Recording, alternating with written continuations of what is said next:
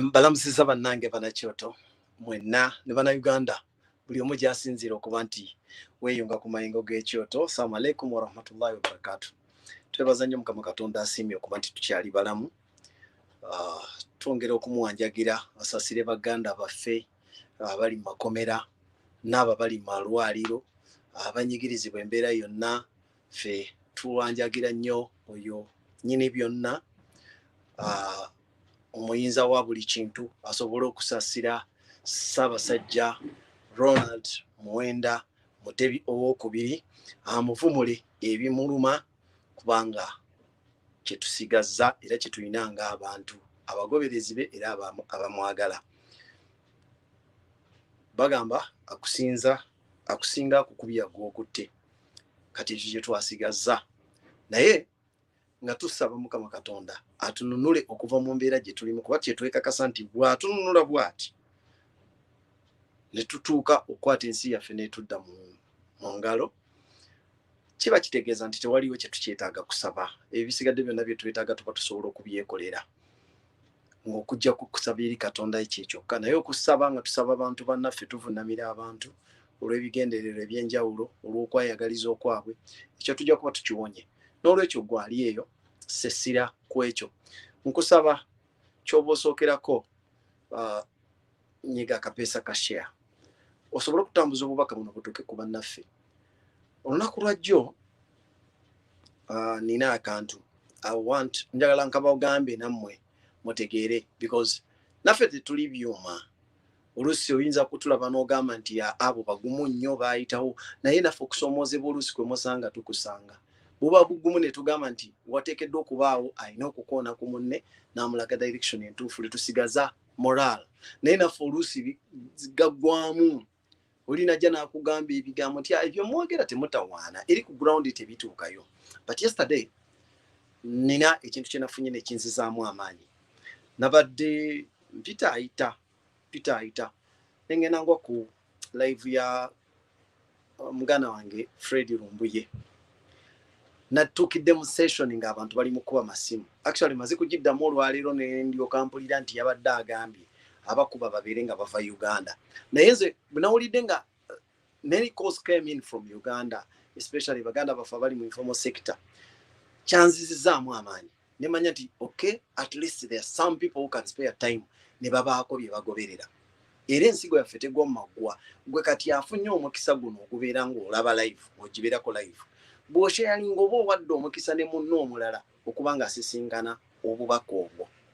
Kubanga mukkirize mugaane, revolution ewangula nnyo era eyanguyirwa ng'abantu abagikolerwa oba abagyetaaga bonna bagitegedde era ne baba nga bagigoberera.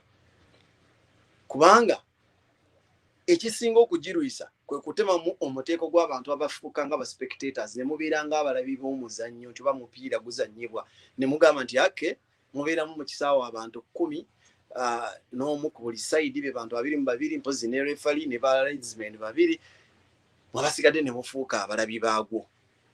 Ekyo kireetera revolution okuwangaala ne kibaleetera okufuna abakosebwa abangi n'okufanga kwe mukutadde. Naddala bwe mubeera nga mulwana kwenunula kunnakyemalira alina omutima omutemu omusinga bw'olaba Mwami Museveni bw'ali n'abantu be. Kati gw'okutaasa ku banno obutatuuka mu kintu ekyo tolina kyofiirwa bw'osheyalinga, kubanga datawo teyeeyongera kudduka. Ekyo ky'olina okumanya. Wabula ate oba olina ky'otadde, ettaffaali ly'otadde nti Jaffa byayogedde olaba nga akoze contribution ennene, but I'm very certain nti gwe ky'okola okugisharinga kinene okusinga nze kyenkola okugikuwa. Beera wa kisa eri omutima gwo, then later on eri eggwanga lyo. Obubaka buno tubugabane ffenna. Programu yaffe ey'olwaleero egamba nti olutalo lw'okwenunula Kasengejja, revolution kaba Kasengejja. Ebigambo bino tuzze tubyogera interchangeably. No kikozesa leero wano nomala n'okozesa kiri. Sometimes people find it difficult to know that they are talking about the same thing. Oli naakugamba nti nze sikyali mu struggle eno, nze ndi mu revolution, naye n'alowooza nti ali mu kyanjawulo okuva mu kyayogedde. Other than laughing at these people, mu kifo ky'okubasekerera, just know that there are two different words, bigambo bibiri in a foreign language. Bigambo bibiri mu lulimi olugwira lwe batanenyeza muntu. A language is just a language. As you could be very fluent in English, someone fluent in Luganda is also considered to be of your equal.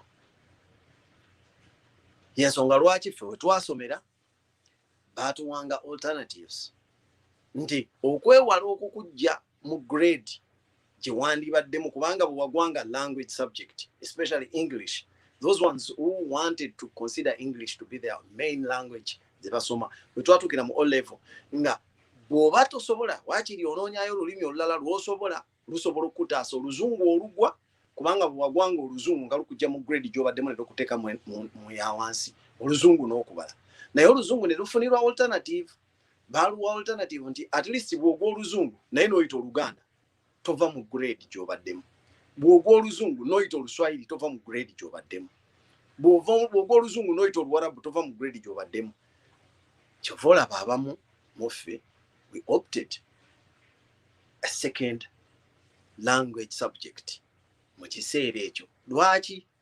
We clearly knew that language that we think we can master is a foreign language, and it will be very, very essential for us to master local languages. At least josobola nawo okufiringiramu pride nti yeah, I'm speaking Luganda. But I'm sorry now, kinzibuwaliranza omuntu okujja n'angamba nti Jaffa, you can challenge me in Luganda. Osobola okunchallenging ku Luganda olukakali olususeewo, but I can't lose it completely. It's a language that I'm very certain nti yeggwanga lyange mwenzaalidwa, ate era ne bw'oba ontadde ku bibuuzo nyinza obutaligwa nnyo kigenze wala. N'olwekyo temusekereranga bantu, era kyannaku nnyo okusanga aseka ng'osekerera omuntu olw'okubanga oluzungu alwogedde bubi, osekerera omuntu olw'okuba oluzungu talumanyi. Gye tugenda maaso eyo mu programu yaffe eno ey'olwaleero tugenda kulaba lwaki tekisaanidde kufuulibwa nsonga nkulu, kubanga lulimi. Nga bwe mbagambye programu yaffe eno tugiyise nti Revolution Kasengejja, obuvunaanyizibwa obw'okulwanyisa obutamanya. Muganda wange ate buno mbukomyawo gy'oli. Nti abasigadde abalina kye mubuuseeko mulina obuvunaanyizibwa okutegeeza abalala. Ng'ekintu okirabye n'ogamba nti owaayi kino bwe kiti bwe kyandibadde kitegeerekeka, munaayinza okukifuna obubi, naye buvunaanyizibwa bwo gwe okumugamba. Kyokka ate naye oba naawe gy'oli obuvunaanyizibwa bw'osinga okuba nabwo bwe bw'okutegeera, then n'omaliriza n'okwata obwongo bwo n'ofuuka maneja waabwo. Bw'ofuuka maneja w'obwongo bwo, omulamu ogusinga obukulu ogwaleeta people power. Before we adopted the National Unity Platform, people power yajja okubangula abantu bave mu nzikiza gye babaddemu, baddemu bakwate ekyokulwanyisa ekisinga okuba eky'omugaso, that natural weapon against ignorance. Katonda kye yatuwa, kubanga people manipulate our brains nga bakozesa butamanya, batusiba mu butamanya. Kati ekyokulwanyisa ekirwanyisa obutamanya bwongo bwe muddamu ne mukikwata, I don't know bambaddusa speed, nyinza okubaddusa speed nembaleka. Naye kansubire nti tutambula ffenna, kubanga kino tuzze tukiyitamu emirundi n'emirundi. Ti obwongo bw'omala okubukwata, gwe wennyini gw'oteekeddwa okufuuka maneja waabwo, n'ogamba nti kino sijja kikkiriza kuyingiramu, gundi sijja kukkiriza kubuzannyiramu, nze nsalawo nti obwongo bwange bufa kasinga ku kino. Kati nga bwe twagambye nti eno time gye tulimu, siteegi gye tulimu mu revolution, ye siteegi y'okulaba nga abantu tukozesa obwongo bwaffe.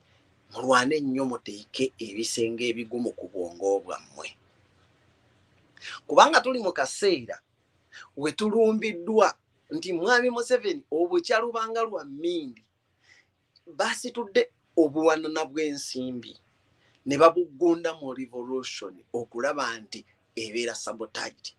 Era olwokuba nti olungubanguba n'oluliwo nga bamaze okuintimidating abannaffe abali ku ground, bamaze okuba subjecting to all kinds of intimidation, all kinds of injustices, and basazeewo ne bagamba nti neeno olungubanguba gye luva ku social media tuzeeyo ssente. And believe me, by now very many of our comrades, very many of those who are pretending to be comrades in the struggle have been cleared. They've been paid off. And it is time. Nabagamba Museveni atuuka ekiseera n'akugamba nti ssebo nkusasudde, I need you to deliver. And it is this time that people are supposed to do whatever it takes to make sure that they deliver and to make sure that they are known that they are working with the man. I told them it will be Museveni acknowledging it kati nkomye kiweddeyo ngenda tekikyadda tekyali asobola kinunula. Then bano bembadde ntambula nabo nga bali mu mabbali batambulira mu nzikiza ke kaseera nabo beeyanjale. Bwolemu okweyanjala, there are two alternatives. Either bwakuyamba akwanjala, bwatakwanjala akutwala, because he knows ye feti ye eri already sealed. Kati tayinza kuleka bantu babadde balya mu nsawo ye babadde akozesa kusigalawo mabega nga babuzaabuza abantu. Yagamba ssebo mwakiri ngenda nammwe, bwe mbangamba sasudde ne mulemwa muteekeddwa ogenda nange. That is why you're seeing now people, everyone coming out launching a direct attack ku national unity platform. Era bakola bingi nnyo. People abakalukalu ennyo ng'awulira nti ye mwangu amanyi nti kubanga abantu babamanyi nti people believe me kino njala nkibagambe saagala kubanyuma sibavuma sibavoola. Naye abantu bakimanyi nti ffe tuli gullible society. We are a gullible lot where people can come in, bw'aba awulira ayagala okuvuma asobola okuvuma, bw'aba awulira alina kyakwetaagako n'akuwaanawaana, bw'aba awulira kwegamba tuli bantu abeerabira amangu era tugenda n'ekyo ekiriwo mu ssaawa eyo. If someone is to come out n'abavuma n'abalengeza n'abawemula n'akola atya mujja kunyiiga for a meantime. Naye bwe bonaakya ku makya n'akyusa n'atandika okubawaana, it is you people abagenda okutandika okutambuza jafa wafomu bwati, jafa wafomu bwati, wamma olabye ekitangaala bali balowooza banaakutwala. Guys, ekyo temuddamu kukiwa muntu yenna kutandika kuzanyira ku bwongo bwammwe. Leero akuvume enkyakuwaane, luli akuvume enkyakuwaane. Kiba kitegeeza mukozesebwa bukozesebwa at anyone's convenience. Ekyo kyekintu kye muba mulina okulwanako. Olwaleero abantu bangi nnyo abalumba abantu baffe era bali bwe bati nti beekutuddemu kati emiteeko. Asobola okulumba generally alumba, nebaayo n'abamu abaspecializing ku bantu ab'enjawulo. Oli n'agamba nze gundi mupatanye nja kukuba gundi, kubanga akimanyi nti once you open up a war against someone ojja kucreatingawo naawe ka branchiko aka diversion. Abantu badde kuggwe kati sawa ya leero webali ng'oli yapatanye nti nze ngenda kuba Segirinya, because they know Segirinya mwena mumwagala. Segirinya is about to swear in today. So if someone comes up n'atwala olutalo direct ku Segirinya, naye ne ng'abadde buloge yafanga baamuziika dda, mujja kujjukira mugamba wajiwo abagenda okubeera tempted okumulumba, mumuddemu mumubeereko mubeere okwo nga mukaayana mukoliki, so that naye afunako ka branch kanaatwala yoli bakama nti nange nno nagezezaako okukola.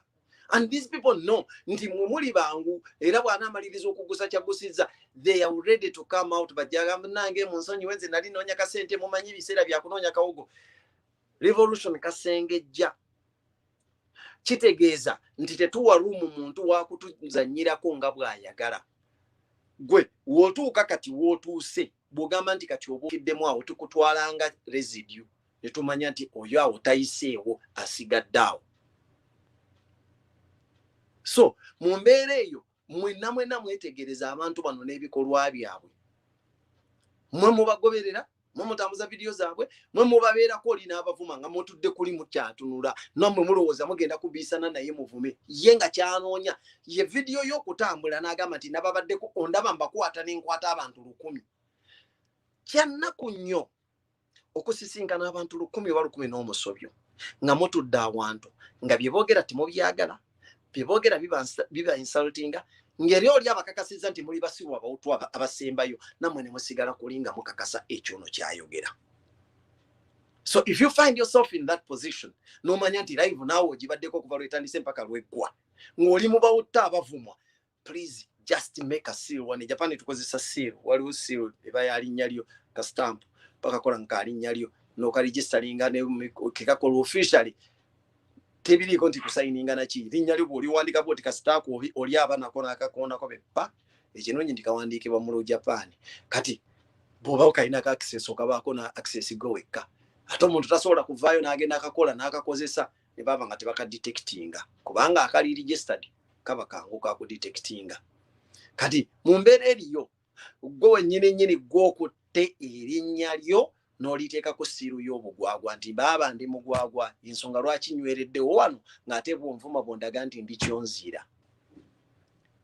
So weeyambe kwata ku bwongo obwo olekerawo okukkiriza abantu okubuzannyiramu. Lwaki? These people are paid and they are meant to fulfill their obligation. Why senti nazikwatira kuvuma abantu bano nange mbavumye sobodde okuba diverting mbajje ku mulamwa gwe babaddeko. Believe me, Museveni son himself in. Naye akyalemeddwa okufuna comfort nga ye omuntu alemeddwa okufuna comfort. Kati anoonyayo biki waakiri bye bayinza okumukubirirako abantu be basobola okusaako ennyo essira so that naye ayisaawo byayisaawo ng'omuntu. Mumujjukire nti ffe twajja mu revolution eno kwenunula. Tetwajja kunona kintu kirala kyonna, tetwanona kikifaanana, tetwanona kikyenkana, wabula twanona kyo kyennyini. Kati ebbanga lye tumala nga tetunnakituukako, tulina kusigala nga tuli steady kubanga abali steady be basobola okwenunula. Abamanyi kye baagala be basobola okwenunula. So si kugamba nti tubadde tugezezzaako nga ne chances zonna zifevalinga ffe ku ssaawa esembayo ekintu kyaffe tukirekera abalala bannakigwanyizi bajje bakituyooleko tufaanane nga boolaba Libya bweri, tufaanane nga baganda baffe abali Emisiri, tufaanane nga baganda baffe abali Lebanoni be nabagamba nti bakyusiza ne gavumenti mu mwaka gumwe gavumenti bbiri naye nga tebalina kye bafunyeemu ng'abantu. Lwaki? Mu kiseera ekituufu kyo concentratinga ku ebyo bye beetaaga batuuka ekiseera nga akafe katulwanyise bano abaliwo tubajjewo then tuleete abalala. Mu bano bennyini be balwanyisa mwe muli abeekyusa, oli n'akyusa erinnya lya Pate n'agamba nti kati nzigiddemu eno ne bamulonda na almost abula kudda mu kifo kyennyini mwe yabadde naye ng'ate bagamba nti mwabadde abadde akola bubi kati akyusiza bukyusa Pate ne bamulondera ate mu kifo kye yabaddemu. Guys, tulina kuzuukuka. We've got all chances. Nabagamba nti mweno revolution Katonda chances zonna ali ku side ya fazi tuwadde. Ebyokuyiga byonna ebisinga bituli ku mulirwano ate amawulire gajja ne gatutuukako naye ffe oluusi ne tulemererwa ngeri ki gye tuyinza okugakozesaamu. Olanywa mbadde nna ne gwe njogera naye so nga nammwe kino nakibagambako dda. Ensonga ennemesa okwebala mu bantu abaasoma kubeera saasoma kigenze wala naye nina omutendera gwe natuukako nga nenfuna omusomesa oyo yansomesa lecture emu yokka lecture eyo yali essaawa 2 naye professor oli yatugamba nti ne bw'olisoma n'omalayo credentials zonna eziteekebwa mu kusoma mu kuyiga ne bakutikkira diguri zonna n'otuuka n'okufuna diguri oba essomo erimu n'oba nga gw'olirinako patent rights nga bwe baba bagamba nti katugenda kusoma ku kintu gundi nga balina kunonya nti mukulu Jaffa osobola okutuyamba otukkirize naffe tusome ekintu ekyo nga wakifunako obwannannyini. Naye nga bw'omaliriza okubisoma ebyo byonna n'ofuuka ebyo byonna amajolobera ge bakuteekako nga budda mu bulamu bwo obwa bulijjo ne mu environment gy'olimu nga toyina contribution eri positive gy'oyinza kuteekawo ng'esinziira ku ebyo bye wasoma. Emyaka ne bwe giba emeka gye wamala ng'osoma oba ogyonoonedde bwereere. So nga ate abazungu baatuteekerateekera sisitemu y'okusoma eyaffe nga erina kufulumya bantu bwe batyo. Amala emyaka gwe tebereza omuntu alibeera dokita amala emyaka gye egiwera 10 n'omusobyo nga yeetikka history ng'asoma history n'asoma ebyafaayo n'asoma ensonga lwaki Canadian prairies baazikola n'asoma ebyaleetera Hitler okugwa n'asoma naye nga agenda kubeera dokita ebitalinawo ebya applying whatsoever. songa ewaabwe n'omuntu atasoma kutuuka ku O-level kumalako O-level byateetaaga mu bulamu tabiyinaako bwino. I told you I can challenge anyone abantu abawangalira wano ku Japan we bali ajja abuuze ku baana baabwe abazaaliddewo wano abaana ajja kubuulira. Buuza ku bantu b'omanyi abakulu wano mu Japan abawangaliddewo. People do not even know the history of the Second World War. But I'm very certain buli muntu yenna yasoma Uganda omanyi bulungi oyinza n'okwogera ebigambo bakkano bye baayogera nga bali mu lutalo olwo. Osobola n'okwogera statements ze baakozesa nga bagenda okulumba America. Ne Roosevelt bye yakozesa nga agenda obbakuba bomu. So nga bo waliwo n'abawangala nga tebatawanye gendayo kulambulayo so nga biri wano mu Japan. Wazaaliddwa wakaddiidde nga tagenzeeyo nga ne bo bimubuuza tabimanyi. Lwaki ffe baatukwata nti tuliwo okwetikka information ne gy'otomanyi oba erina lweri kugasa oba teri kugasa. There and then bwe nava mu eyo lecture nasalawo soonoona budde bwange ku bintu muntu byayiwa ne biba bingi bitya. I only pick things that are gonna be special and of a positive impact to me in my life and the environment gye mbeera mpangaliddemu. Kati ekyo muganda wange bwe kikulemu okukola buba busibu. Wano we tuli omutendera gwa bwongo era revolution kaba Kasengejja. Tewaliwo muntu n'omu mu revolution eno. Tewaliwo muntu n'omu nti ono wasayininga naye endagaano nti walaga woteekeddwa okulaga. Nti bw'atuuka nga revolution agivuddemu naawe oteekeddwa kuviiramu awo. Obwongo bwo bwe bukuyisa mu Kasengejja ka revolution n'omanya nti omutendera gundi nguyiseeko nsuumuse ngenze muguddako. N'olwekyo obudde bw'onoomala nga okyatambulira ku gundi ayogedde gundi agambye ne gundi agambye gundi akola ati gundi atukola atya kino gundi akola atya kiri. Please omuntu gw'oteekeddwa okubeera most concerned about is you and what you do depending on what you believe in and what you want to achieve. Nkikuddiramu omuntu ateekeddwa okuba ow'omugaso mu nsonga eno ye ggwe ng'osinziira ku ekyo ky'okola ne ky'olowooza ng'otunuulira okigerageranya ne ku kye weetaaga ne bw'oyagala bibeere. So si bagundi gundi n'akola bw'ati gundi mbadde mwesiga. Toddangamu okwesiga omuntu mu kintu kino. Weesige ggwe. Later on weesiga goberedde. Naye ggwe okugamba nti ggwe oteekeddwa okugoberera abantu. You must be a leader in this revolution. You must be a commander. Oteekeddwa kuba commander and you start by commanding your brains. That is the first stage of liberation. Kasito okituukako bw'omala okwateininga eyo stage oteekeddwa okubanga kati wasigadde olabayo.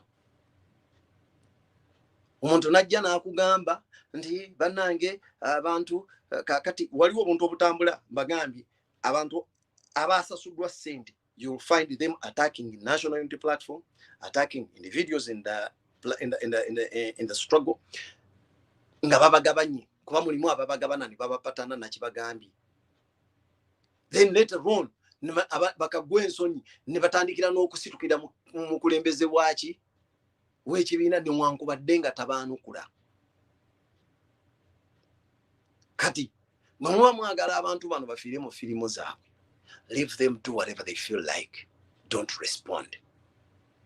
Just don't respond. Mubaleke, it is their time. Omanya bumanya nti oyo kati awo waaviiriddemu ku gundi Kasengejja kamulesaawo. Entegeera ye ebeemuwadde ekyo. Oli yanona ssente azifunye amazo zituukako gwe tonnafuna tambula ogende kubanga si kye wanona.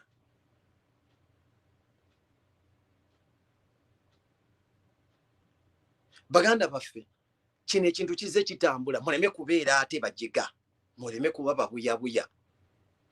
Ekintu ekiyitibwa oluzungu olukozesebwa mu kulayira ereme bafuukira nsonga kati yakuba entertaininga.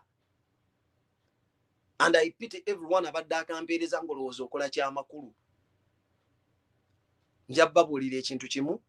Whenever you feel like sharing a joke with me, never try it in language. You can't crack a joke nti osekerera muntu nze nkusekerera omuntu ayogera oluzungu olw'ebitege. Lwaki? Kunze tekikola mawulire. Kyandinkoledde amawulire singa nsanga Queen yalokozeemu ensobi. Naye ate ne bw'ogenda okunoonyereza eyaliko n'abakyala wa Bungereza Victoria. Lwakubeera ne bwe nakibagamba muyinza okunoonya ne kibalimu okufusanga. Eyaliko n'abakyala wa Bungereza Victoria ye yasooka okwogera yali addressinga abantu. Ng'abantu grammatically bakimanyi water has no plural. N'abakyala bwe yali addressinga abantu n'ayogera ekigambo waters. Kati bakakensa mu nnimi okwagala okubikkirira ensobi ya n'abakyala. That's when they came up.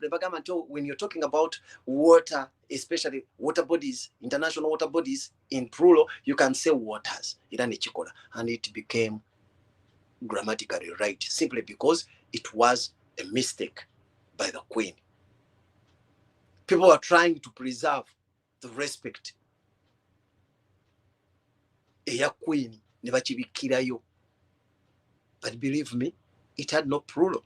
Water stays water. Because the only measurements you can take is by liters. You just need another biometric scale okupima amazzi. So, ebyo byonna byebintu byemutasekereranga mu bantu kati if the Queen herself asobola okugwa oluzungu grammatically, then what about omuna Uganda? For heaven's sake, oluzungu lulimi lwa kutunda. Mukadde we bw'aba yasobola kugulayo olwo. Does it make that person a laughing subject? Nga olwo yasobola okwaffordinga.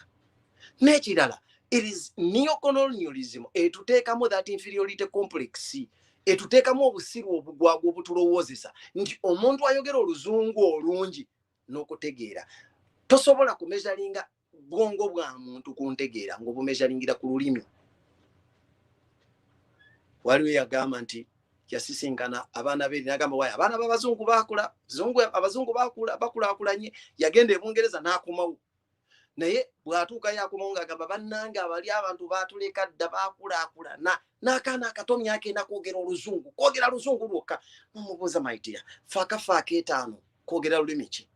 Nga nako kali very fluent mu Luganda. Naye nga bambi musajja watu omugazi watalowooza nti okwogera oluzungu kya bbeeyi. Eyo entegeera ennafu gye tuba tuteekeddwa okwejjamu. By now, I wouldn't have expected any okuvaayo nga ogenda ozunza bugundi. What did you expect? Ekirala, omuntu gwe musekerera okuggyako obusiru obubutaabwa mwe bubalowoozesa nti ayogera oluzungu yategeera. Omuntu gwe musekerera ebirowoozo bye biri mu Luganda, nabagamba abantu bategeera mu lulimi lwabwe. Ebirowoozo bye mwetaaga ebizimba eggwanga okukula biri mu Luganda. Singa oluzungu ye yali ya disitulikiti y'okutegeera mu bukiise n'okukulaakulanya amawanga, China bandibadde mabega nnyo, bandibadde teboogeza abazungu bw'amasaawa zino. Same applies ku Bahindi. Come here in Japan. Fe abawangalidde ofe tukimanyi. You find someone n'akunyonnyola mu Lujapani ne bw'oba tolutegeera, it is up to you bw'oba oyagala okukola communication ono, bw'oba oyagala okuwangalawo, to make sure that you learn. Abalina omukisa be bazze kati ku ssaawa ya leero abatusanzeewo. Nga bwana agira ati bwafuna obuzibu n'akukubira essimu, waayo n'omusajja abadde ngamba bw'ati mugambe ntya, kakati abadde ategeeza ki mu kino. Naye abasinga balina kulwana kutegeera lulimi lwabwe. These people do not need anything from outside.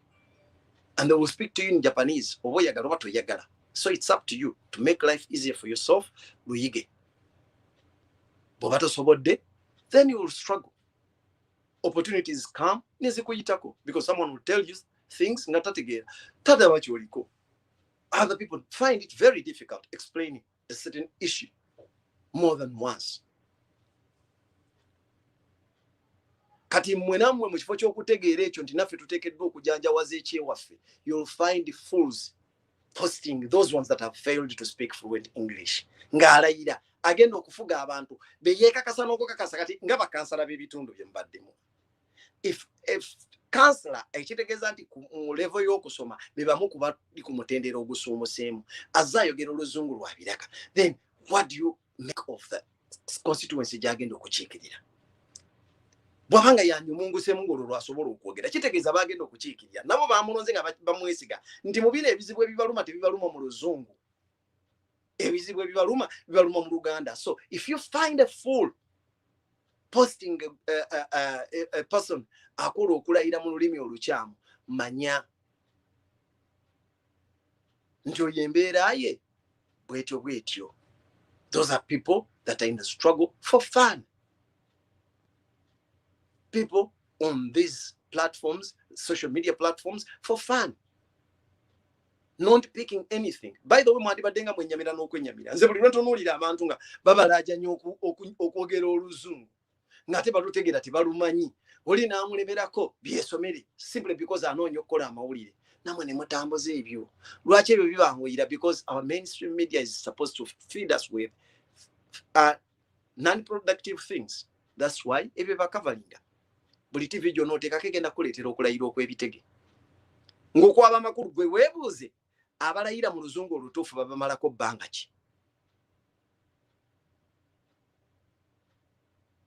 So mu mbeera gye tulimu ebyo nabyo mubitegeere. So if you see someone nga akusharingira ebintu ebyo, manya these are either bw'abanga tali mu mbeera eyo aba just musiru busiru alowooza nti abamanyi oluzungu be bategeera. Okutegeera kuba mu bwongo bwa muntu era kubeera abantu ffenna tutegeera mu nnimi zaffe. Bagamba simple thing is when I show you this and I say it's a notebook, it's a book. Weebuuza buuku ategeeza ki? Niweddamu wekka nti ekitabo ekiri mu Luganda. Ekitegeeza otegeera mu Luganda. N'omulala mu lulimi lwe. So, eyo y'entambula gye tuteekeddwa okwetegereza. Then, another diversionary issue gy'endaba esinga okusumbuwa abantu, and I will repeat this. If you find yourself pulled into a discussion of speakership in any of the houses zetulonderamu, simanya parliament, simanya bano ba council ki, nga naawe obwongo bwo obutadde mu kudiscussing ebyo, just know that you've fallen a victim of a diversion. Lwaki? Speakership discussions are strictly meant for those that are voting for them. Gwe musajja wattu oba mukazi wattu nankerekejje, concentrate ku kunoonya oli ofunye otya ebijanjaalo ku mmeeza. That is all. Lwaki? Your clear analysis about a speaker and your opinion about that person does not count at all because you have no influence whatsoever. Gye balondera n'abalonzi tobalinako influence whatsoever. Wadde gwe walonda MP n'agendayo, you can't tell that MP nti omudictatingira akulondera speaker gw'oyagala. N'olwekyo that one should also be closed. It's not our discussion matter. Eyo erina kubeera ku floor of parliament amongst parliamentarians. So sifa ababalonda. Same applies to the councillors. When they go there, it is their concern. Era ebintu bino bannabyabufuzi baategeka system nga biri mu mitendera oteekeddwa okubaako w'okoma ky'ensonga lwaki batuyita madaala. Yensonga lwaki batuyita madaala, eddaala eryaffe lirina level kwe likoma ewaddako ne balinnyira ku balala. So our opinion does not count mu nsonga y'obwa speaker. Bonna ku mutendera gwonna. Same applies to the ministers. Nga bwe munatandika okudiscussinga ba ministers be mwagala ne mutaagala. Ng'ate mukimanyi bulungi nti constitution ewa Museveni obuyinza president aliko asobole okubanga akola appointment. So si mmwe. Ne bw'amala okukola appointment nga ye amaze okwapointinga omuntu ate asindika formality n'amusindika eri vetting committee gye balonda mu parliament. Sina parliament yonna namwo balondamu ka committee ka vetting committee. So ng'ate nako tekalina nnyo makulu kaliwo for formality ke kagambo formality kenkozi nti ono gwe basindise ajja n'akapapula either akamukakasa nti bw'akabaleetera oba byaleese bituufu oba si bituufu bamukakasa. Mbawe ekyokulabirako. Alhaji Naduli bamugobako olw'obutasoma naye ate bwe bamala okumugoba kubwa chairman ow'ekitundu nga bamugobye lwa butasoma bwe bamuwa obwa minisita ate yagenda n'empapula omuntu y'omu gwe baganye mu kino ekisanja nga tazzeeyo ko kusoma kwa njawulo ate ne bamukkiriza vetting committee n'emuyisaawo n'agenda ku bwa minisita. So wasting your time lwakubanga temuwawo obudde kulowooza ku bintu bino nga bikoleddwa. So we must do away with such diversions. Tuleme kwefuula baagala nnyo okumanya bintu nga ne bye tutalinaako makulu tubimanya. Ffe kye tulina okulwanyisa olwaleero weetegereze oyambye otya bannayuganda abateereddwamu entiisa y'okuwambibwa, entiisa y'okusibwa nga tebalina musango, obataddemu otya ebirowoozo ebidda ku mulamwa kubanga mu F7 agenderera kubakangakanga abatiise batuuka okuwanika mitima gyabwe bagamba owaye tukuvuddeko kola by'oyagala byonna so that naye abeera comfortable. Museveni is looking for comfort. We should not give that to him. So baganda bange njagala tutegeera obuntu obwo. Then ebyo byonna nga tumaze okubyogera nga bwe tugambye nti revolution Kasengejja, njagala kuddako eri baganda bange mwenna bwe tuli mu struggle wano nzingiramu ne baganda baffe bannyinaffe abalonda abagenze mu bifo biri newankubadde nabagambye nti ebyabwe bateekeddwa byerowoozaako naye bw'olaba bwe batasobodde kutegeera tuddamu ne tubakubirawo ttooki abaseeredde ne mukola ensobi muddemu obutalwana kukola nsobi ezo. Lwaki? Mwe mugenze mu luse lw'abannabyabufuzi. Bannabyabufuzi mulina okuyiga characteristics zaabwe. Ekisooka munnabyabufuzi yenna any politician must be a very good hypocrite. Oteekeddwa okuba omunnanfuusi omukugu. Eyo ye rank esooka ku bannabyabufuzi. Bino byonna bye mulaba tusoma eno ne bagamba nti alina okuba good orator, ateekeddwa okubeera biki, ebyo birala nnyo. Ekintu ekisinga okuba ekyamakulu omuntu oteekeddwa okuba omunnanfuusi omulungi nga osobola okwogera ekintu enkya ne weegaana nga atakyogeranga nako nga atakiba nakyo. Olwaleero ekigenze kijjawo ekintu ekyo nakyo njagala nkibayigirize nti obunnanfuusi obwo mwandibadde mu bukola bulungi nnyo. Naye olwaleero baganda baffe abayiga ebyobufuzi mu misidembe giri balina advantage nti ebintu ebyokwegaana byabanga byangu kubanga tewabangawo bwino recordings ng'omuntu yeegaana nawandiiseewa nga talina kyewawandiise just yayogedde bwogezi ojja n'obujulizi bw'okwogera nga tolina recording. Naye olwaleero kino muteekeddwa okukiyiga baganda baffe abali mu bintu bino nti once someone points a camera in front of your face and someone holds a microphone, just know that whatever you're doing or whatever you're going to say next is going to be recorded. And the recording at a certain point has to come back to you. Today okukagamba akagamba nti ekigambo nga tonna kyogera oba mukama waakyo naye empewo bw'emala okukifuwako bwe pa nga kitandika okufuga kifuuka mukama wo. So you just need to be very smart when someone points a camera in front of you and a microphone. When you're so excited, avoid making irrelevant statements just because you're excited. And you must be very, very careful with the intentions of the people behind the camera and the microphone. Uli woto omanye nga kintu ekyo nti ono antadde kamera maaso ayinza kuba na bigendererwa ki nga tawana kwebuuza ekyo wabula gwe nga buli lwakuleetera kamera ogamba kati abampadde kukola mawulire mugenda fuuka bakozi bazungululu.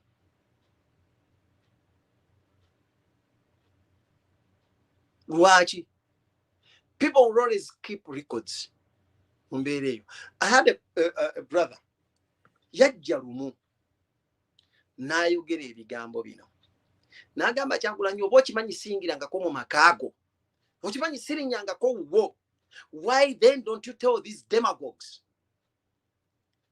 But it was just a difference of about 4 hours.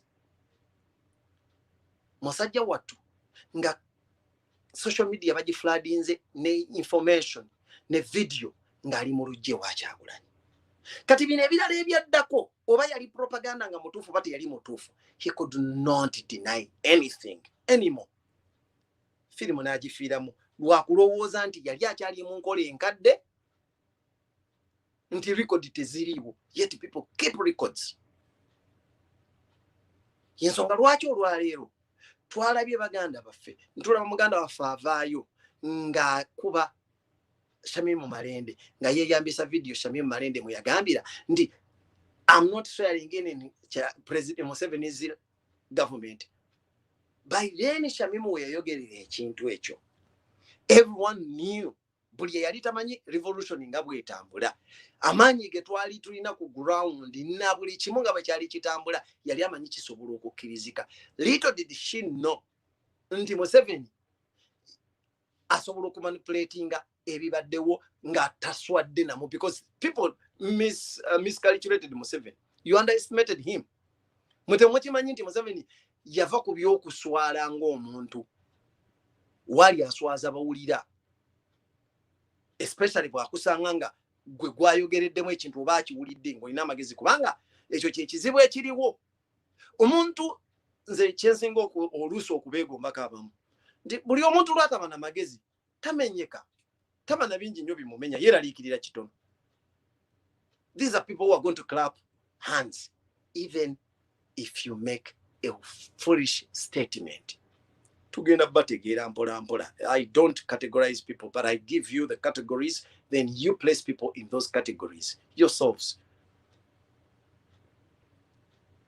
Yayogera n'ayogera byayogedde n'olaba abantu nga bakuba mu ngalo. So if you find yourself clapping nga n'ekyokubira mu ngalo kya kisiru, then category gye balina okumuteeka mumumanyi bamuyinza okuplacinga abantu abo. Naye ye Museveni will say anything anytime wawulirira nga kimusanyusa oba nga kimukolera kimuyisaawo mu mbeera, because obwe bulamu bwawangaliddemu era naye tomunenya. Nabagamba omuntu alimba abantu ekintu n'atuuka naye n'akikkiririzaamu n'akyerimba n'akikkiririzaamu ddala ddala nti ddala kituufu. Kati baganda bange, nze nina akantu akange kenkozesa. Nze bwe mba nsanyuse nnyo, abamanyi bakimanyi, bwe nsanyuka ennyo sigaba ne bw'oba oyagala otya, ate bwe nnyiiga soogera. So whenever I come out to you people, because I'm human, if you see me missing out in action, just know either jafa munyiivu, because bwe mba nnyiize nnyo nze soogera, ekiŋŋaana okwogera nga nnyiize ntya nnyo okwogera ekigambo kye ŋŋenda okwejjusa enkeera. Then n'ekiŋŋaana okugamba nga nsanyuse ntya nnyo okuwa ekintu ate ne neevuma lwaki ye nakigabye nange nandibadde nkyakyetaaga. So ebyo byonna mbikola ndi soba. Bwe nkuwa seekyusa seefuula. Kasitamba nga nsazeewo nkuwadde nkuwa na mutima gumu era seefuula. Kati nammwe nsaba tugiyiga akantu kano bannabyabufuzi naddala abagenze mu ky'obyobufuzi, kubanga mu byobufuzi abantu bagenda kutambulanga na kubajjukiza buli ddakiika banoonya okukwata ensobi. Kati weewalanga nnyo omuntu okukusimba kamera mu maaso n'omala googera nakumala gaddamu buli kibuuzo. Wakiri mukoppe kano akaana muyinza okkanyooma, naye mukakoppeko kye kaakola nga kaakajja ke bayita mukayitaani ani street kid, kano akaana akayimba kayina erinnya baba kayitaani. Waliwo akaana nakiwala ke yeesiba kaako. We baakabuuzanga ekibuuzo kagamba abuuza manager. Buuza manager.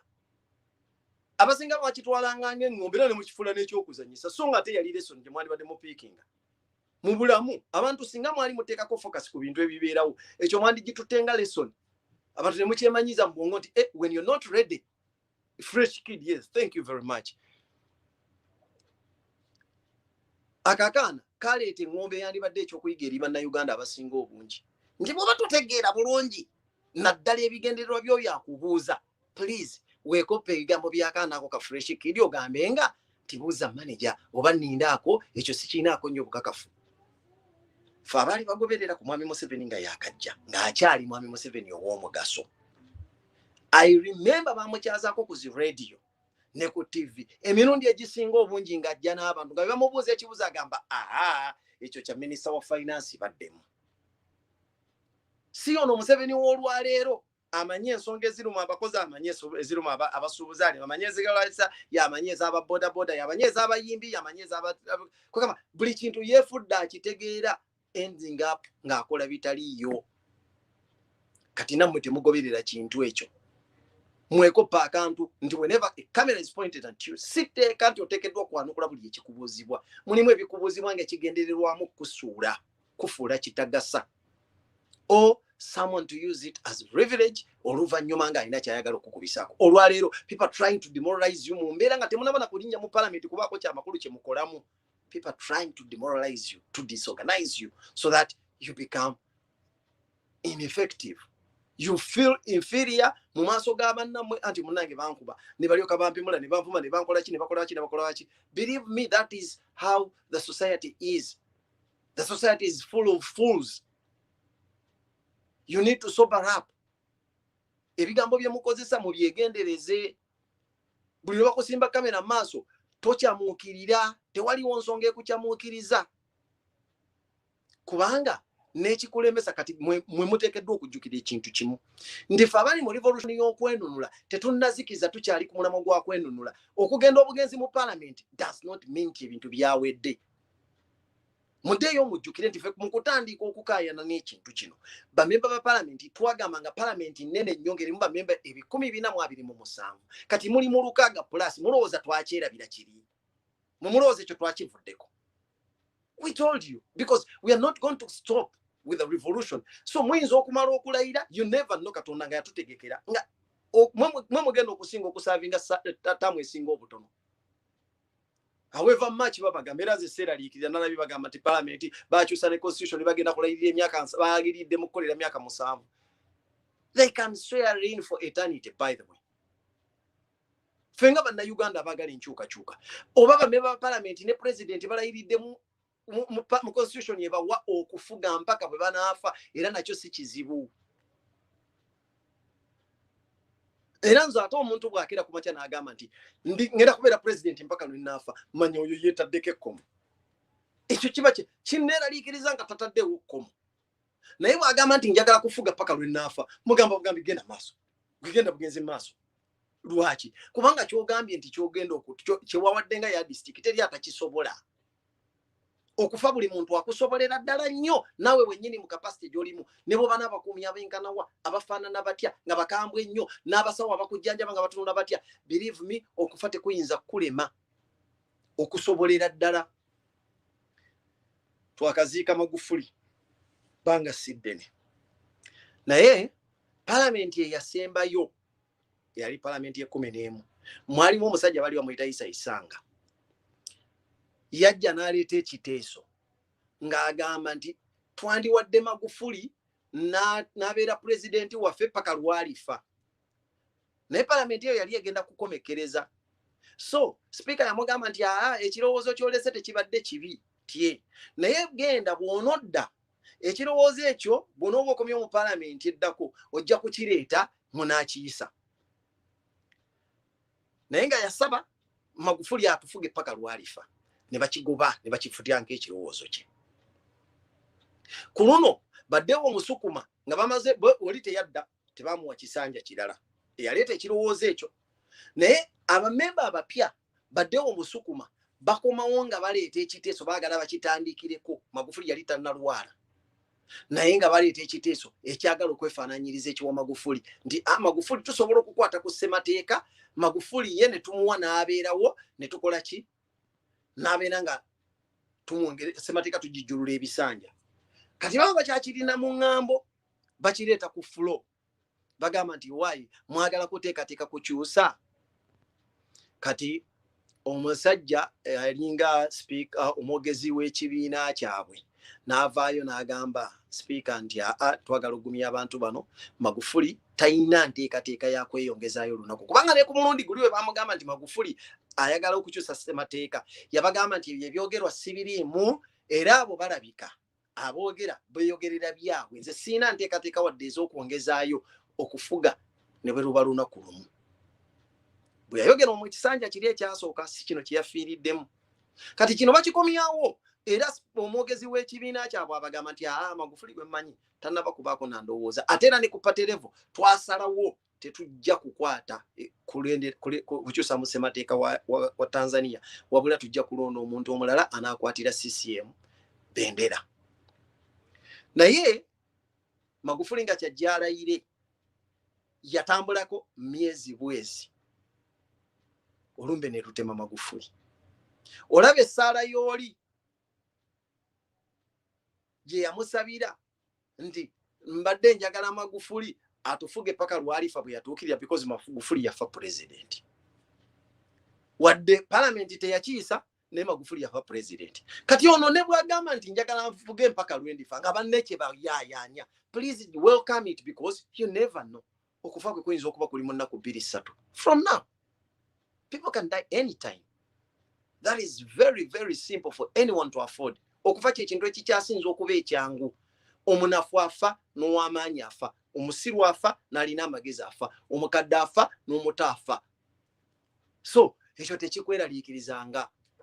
N'otuuka okweka mama mugamba muti omusajja afuge paka lwalifa. Kati olwo omuntu alibeera atya? Who tells you nti yalina okusooka okufa oba gwe olina omusooka okufa?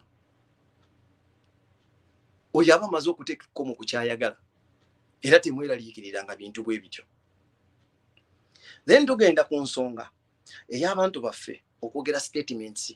Mulwane nnyo mbagambye mwe bakomulizi baffe.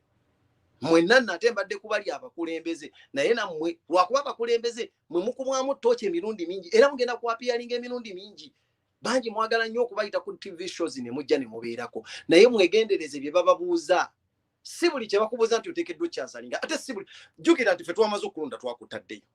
Kati ebikulemedde ku TV bina impact ntono nnyo. Take a very good example of those that have been in parliament. Tuyina ebyokulabirako bingi nnyo bye muteekeddwa okulabirako. We've been having parliamentarians nga buli week bwe tutuula tutunuulira olinda zungululu ne bakuleetera Munyagwa. But amidst that stupidity, Munyagwa was even able okusekiwalinga okubeera chairman wa gundi emu.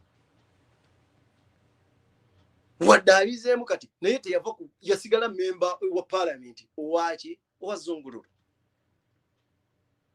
Omusajja gundi ono Nadala Mafabi, he was one of the most articulate people. But because the characteristics of politicians are there, tomonenya, these are fading up. They're fading up right now. Fading up politicians. With the introduction of this new generation, these ones are feeling intimidated. And it is upon that they are giving out statements as if we cannot accommodate the what Smaya says that Chigambochi. There is something. There is a statement generally. I actually say posting a yachoto. Whoever wrote it, I don't know so Jukiza Nandira wow. Because I looked at it, Ningamba Sina Jua Makurino. Because those are kicks of a dying horse. Kicks of a dying horse. Baina kugira biba subira nti bijja kuba malamu mu amaanyi. They had their time. They played their games till when obukodyo abantu babutegedde. Kati sawa zino olwokuba abantu obukodyo babutegedde nabo balwana kusigala nga beekangabiriza. Oli akugamba tetugenda kolagana nabo tetujja kusobola ku accommodating abantu abo. If you don't accommodate them, sigo alonda. Gwe ba emupi banupu bameka Nadala Mafabi yakubira akalulu. Ngagamba nti guninze na mulonda. So that we see muwagiri siwe sikolagane naye tajja kukola. Fetufunya achievements zemulaba zemutanda bakutegera na makulu gazo. Omusajja Museveni yatula wali eringa teri amukasi. Nagamba bamemba ba parliament. Nga no weewunya ayogerera na mu bamemba ba parliament ababe. Batute kyakwanza okwogera nabo. Abanyonyole byetaaga nabo okwogera bye baagala bamusanyusi. Nabana bagamba bamemba ba parliament beefuula balowooza nti bebasalira eggwanga. I can put them on a referendum. Kakati abantu abali awo nga namwe mukimanyi nti anytime your life can be short can be nani omuntu asobola okugitaminate nga waawulirira waayagala anna mu mutwera liikirize. Nze kyemmanyi nti omuntu agenda oganyolwa mu kino ekintu yoyo yekka agenda okusigala ng'oli mu parliament oba gy'oli oli mu kifo kye ky'obwa kansala naye ng'ojjukira nti abaakuleeseeyo baali ku mulamwa gwakwenunula ate gwe batavuddeeko. And I told you, mu revolution olw'okuba Kasengejja, the moment you cross inodda ku side eri, you become part of our enemies. Believe me, tetulinaako. Nga bwe bagamba nti mu politics temulimu permanent enemy, temulimu permanent friend. Same applies to a revolution. Mu kitwale nga mu bulamu obeera ne mukazi wo nga mwagalana oba ne muganda wo n'omwana wo nakinga mwagalana naye bwakutadde bagambe nti afudde bamuteeka mu kisenge wali nga wategedde nti yafudde tasobola na kwenyenya n'otyayo gendayo naye nga luli mubadde nga mupepeya mwenna. So ekyo kyekintu kye muteekeddwa okutegeera. Naffe bwe tutyo bwe tuli mu revolution. Once you show us the signs kiba kitegedde ffe tumanyi nti ekitambula ng'embaata eba mbaata, period. So none of you has got the immunity. We voted for you, we supported you, and we've loved you. But once you show us a different sign, ffe mujjukire tugamba tuli balabira ku bikolwa byammwe. Yeah, someone says, Nandala says he doubts the credibility of the no opposition. no opposition. Credibility of doubting. But who tells him that he's a yardstick? Who makes Nandala Mafabi? Who makes Nandala Mafabi an authority to determine credibility of individuals? Nandala Mafabi at a certain point yali ku program emu ku TV zaabwe n'agamba njagala bannayuganda bategeere when we went in for baali bagenda mu kalulu ka 2016 baali bateesezza nga balina kye bagenda okugabanamu FDC kyerina okugabana ne DP kyegenda okugabana ne UPC. Ekitegeeza they sold out the electorate before even we went for the vote. Those were Nandala Mafabi's words. And I told you, once you come in front of a camera and you just utter words simply because you want to satisfy a situation, these words are going to come back against you at a certain point. There are people who critically analyze what you say. So Nandala Mafabi himself can say whatever he feels like. We consider that kicks of a dying horse. Believe me, we are determined to see our party thrive throughout, and we shall make it happen.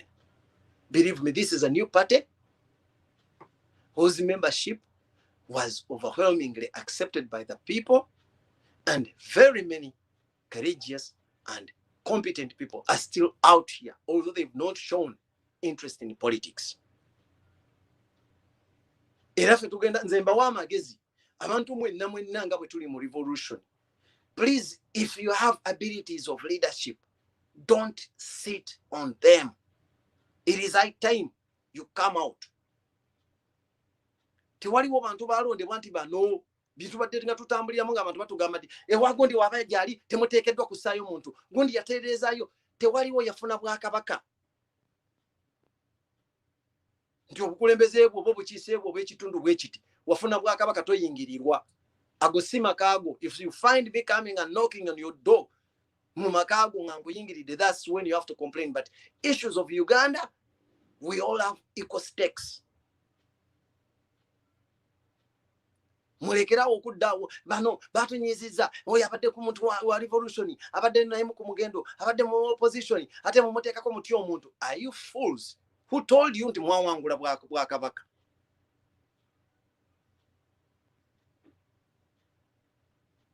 Obusi bwakabaka tutambulira ku byansikirano. Please,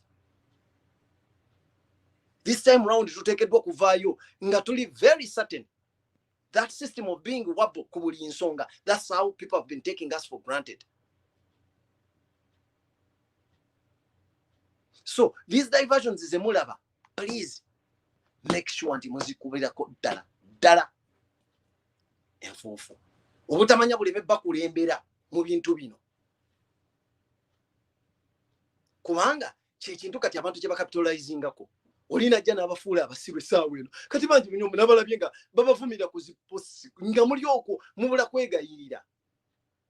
Why waste time ku muntu akumanyira omuntu akufudde ekyonzira akufudde ekitategeera naawe n'obeera okwo nga gwe basiriddeko ng'essimu yiyo kwolabira oba computer. Guys,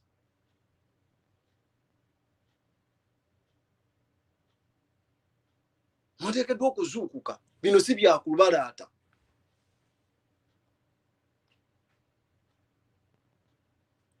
Era mmwe nkozesezza attitude enkambwe. I rarely use that tone simply because tetera kunkolera. Naye buli lwolabanga abantu baganye okutegeera, at least olina okuva mu biri ebyamwogeza ddembe bye tubadde tubeeramu. I told you I can wear characters anytime when it suits. None of those characters ze mulaba zitambula ku social media gye sisobola kuyingiramu. Teriiwo. But as I told you, whenever I finish my work, nziramu ne njitunuulira ne mbuuza egaseeko, etoddeko, oba etulese we tubadde, so that manya kiki kye ngenda okuzzaako oluddako.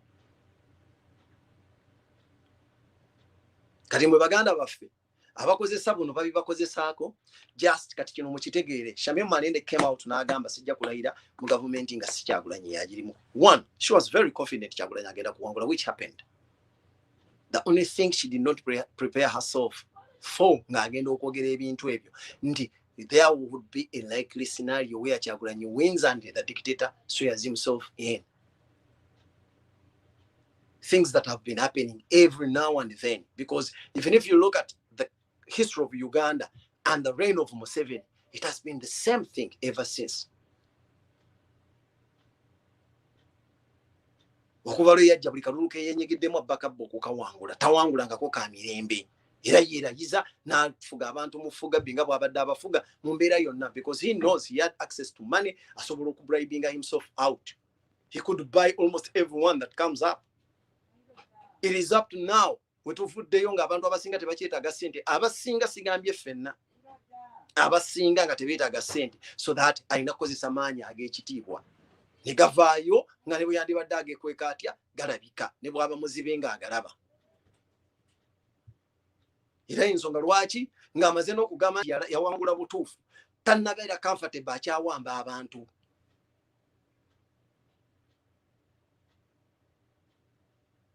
So mind your statements, mind your actions, especially when you're influenced either na busungu bungi oba na ssanyu eriyitiridde n'obutamanya, kubanga bwe bugatta byonna. Kuba bw'oba obigassa ebyo byonna oli mwangu wa kubeera influenced. Obutamanya bukuleetera okubeera influenced by the situation gy'olimu. Bwe liba ssanyu lingi n'oyogera n'ebyotetegeera, bwe liba busungu bungi n'oyogera n'ebyotakakasa.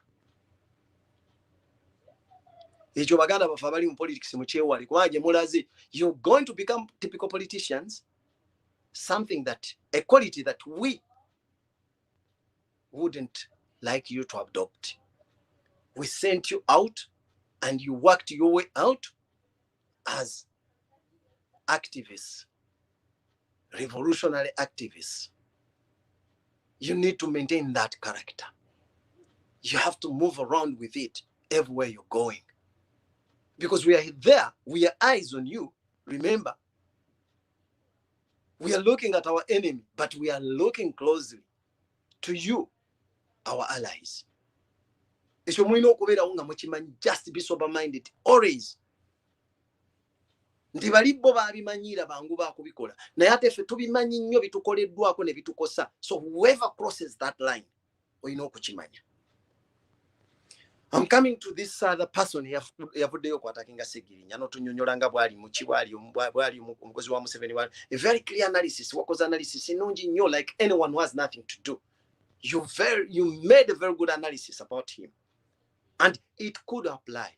But what we want to remind you is that Kasengejja is just one person who was voted in overwhelmingly by a very, very big number of people in his constituency. What matters to us as revolutionaries is the constituency, not its MP. One thing we are certain of, even if all the 600-something MPs turn against the country, as it has been in the past, we shall still maintain our love for liberty. and the spirit of a revolution. So whoever thought that you could attack us psychologically, that is not going to count. Baganda bange, mubaka buno mmutegeere. Bajja kubagirayo bingi nnyo ebikakasa ababaka be mwasindisa aba National Unity Platform nga bwe baalidde. Yensonga lwaki buli muntu yenna olwaleero omubaka alidde batunulira wa National Unity Platform. Ekitegeeza mulina amaanyi ag'enjawulo. Kati amaanyi ag'enjawulo muddeeyo mukimanye nti bano bonna be twafudde ababaka. Ffe twabafudde matiriyo y'ababaka. Ffe twabafudde abakugu ab'amaanyi okusinga ababadde beeyita bamatiriyo y'ababaka. Era ffe tukyalina obuyinza okubafuula kye twetaaga. Ffe twagala kununula ggwanga lyaffe. Once they turn against us, it is very easy. Twamuteddeyo buteesi. You have examples of people like Katolu Bwama who asked for people to vote him in so that agenda okulyako. When time came, nga ayagala okubagamba nti kakati nange munzize eyo tulye nammwe, ng'abantu tebakyamuwuliriza. They took in someone atabafugangako wadde olunaku oba atabakiikirirangako wadde awantu. Ago ge maanyi gaffe ge tuteekeddwa okutunulako. Olwaleero whoever comes up to discuss anything, any matter of concern should be obuyinza bwammwe mwabutegedde n'amaanyi gammwe mwagategedde kye gategeeza, ebisigadde tebikyatukwatako. Ayagala osala ogenda wa Museveni oli wa ddembe. Your life could be short lived nga bakatolu bwama bwe babadde. Then otandika okulamentinga nga n'okukolimira abantu. So mu mbeera eriwo, yes, you made a very clear analysis on Segirinya. Even if it counts or not, believe me, ffe tekitukwatako. Segirinya waddembe okuwagira gw'ayagala yenna, waddembe okusalawo okukolera gw'ayagala yenna, fogwaffe gwali gwa kumutaasa nti oke tujja kugamba tusanyukira nnyo Segirinya kye yakoledde abantu beewaabwe. Era ensonga lwaki baamujjukidde, kubanga bye yakozeeko tebikyazikayo. Gw'ogamba omwana wa Umaru, waseka Umaru gwe yali yeegaanye, Segirinya bwe yamwetikka, kati ke yeefuulidde abantu n'adda ku sayidi ya Museveni, omwana anamuddayo n'amuzikula n'amuzziwa omukyala. Ekyo tekikyasoboka, bye yakola bye tumusasudde kimala. Waddembe okusalawo okutakozesa magezi ge bulungi n'abeerayo akabanga akatono. Waddembe okutegeera ekiriwo n'asigala nga gyali. So n'obugambo obwo muganda waffe weebale, genda mu maaso. Oba abanaakusasula balowooza nti binakolera. Nammwe ababagoberera, please mutandika okuba n'obwongo nga mumanya nti people just targeting your brains, kulaba nga babutwistinga babamalemu amaanyi. Ffe tuli ku mugendo gwa kwenunula, era ebisigadde tetwagala kumanya. Mwengamba vuddeko ngende eri statements ezikolebwa abantu bano. Ke kali ke nabagambye nti njja bajjukiza nti omuntu akola statement ey'ekisiru abagwagwa ne bakuba mu ngalo ne batamanya nti n'agyogedde terina kyemugasa, so nabo abagikubidde mu ngalo tebalina mwe baganyulirwa. I saw people are now posting so much Erweru statement. I don't know what ICC means. I don't know. Zete bangana gagana mu America. I don't need to go to America. I don't. Ebyo byonna abantu babyogera. But it starts like that. Fenga bagoberera ku bintu bino bize bitambula, because those statements are not new. Nti bazisoseze ku bantu ba Museveni. Bibadde nga bijja bibeerawo. Era babigambye abantu. Later on ne escalatinga. Gwe baaganye muwala weerweru okumuza kyangu nnyo n'asisinkana kitaawe. And implication y'ekyo mugimanyi, kubanga we banaalwala bagamba cancer. People who have at least had people abalwadde ba cancer, omutwala kye basooka okukola cancer cells kuzikuba ne baziwanyisa ne bazikuŋŋaanyiza wamu. Before you start chemotherapy, balina zikuŋŋaanyiza wamu. And cancer cells nga zikyali sambala tezikimanya nti chemotherapy akola. Zeeraba bazikuŋŋaanya nga zirowooza zikyalina omugaso mpaka lwe bazikuŋŋaanyiza awamu ne batandika oziteekako obujjanjabi obw'amazima oba n'azikolako. So nabo bwe batyo bwe bali, bwe bitandika n'okubagaana okutambula, leeta luno bajja kubagaana okwakisesinga ebyobugagga bwabwe, babaleetera abaana baabwe babasisinkane bye baali baddusizza as justice is closing into them. Do you know what it means okuteeka amateeka mu mbadde mukyunyiza abantu nga namwe ge mugenda okusisinkana? Mumulowooza bigenda kufaanana nga ffe okutta abaffe ne mubayisa nga bwe mubadde mubayisa bwe tubalaba batunula bano bagundi ba map media. Gwotosuubira tuyinza okuyisa ng'engweni eyagenda atunula gwe baliddemu gwe basokoddemu ebyenda essaawa eno ng'atunula nga pulezidenti wa Amerika. Gwolowooza bwekiro bwe kiri. Nono bwe mumulaba nga yeekangabiriza, mulowooza byayogera bye by'amazima. You'll only find fools nga bagamba mwamuwulidde Jeno waffe gwayogera. Jeno ki? What does he know? If you find a general who can even boost, nagamba ati hey, sinyumirwangako operation nga gye nanyumirwa ku luno, because you had to enjoy, you had subdued people, then nova executing ngomaze okubawamba obasibye n'emikono emabega nosobola obbata tebalina byakulwanyisa nti bali kubanga tetwawulira ku mundu evuga the only gunshots zetwalinga tulaba nga ziva mu basirikale bamwe. People were watching it live. Naye abantu bemumaze okusabdiwe nga balina byakulwanyisa mu jambiya zemuleese zitasala n'embazzi na biki nomubasiba n'emikono emabega ate nomala nobatta nomala newewaana nti nanyumiddwa. Bw'otonyumirwa obaaki? Obeera ng'omusajja eyeegomba omukazi n'akugaana nga mulamu n'osisinkana nga afudde neweeyambisa omulambo n'ogenda nga weewaana nti kaali kaganye naye kanguddeko nga tawulira nga tategeera. That is a rare for you. And if you find someone agamba nti oyo general w'amaanyi omanya naye muwutta baba tamanyi bw'abala bintu, because what we saw that a rare overcame was people bodies aligned, maaso g'abantu maaso ga kamera nga bazisibye emikono emabega, which means kyenalinde nze kyenjagala okukubuuza gwalina amagezi ng'ogamba nti wali omugoberera erweru naye ng'asobola okunnyonnyola yali asiba mirambo nga tayagala gidduke oba it is a clear message nti abantu abaali amaze okuttibwa ate be yasiba neyewaana.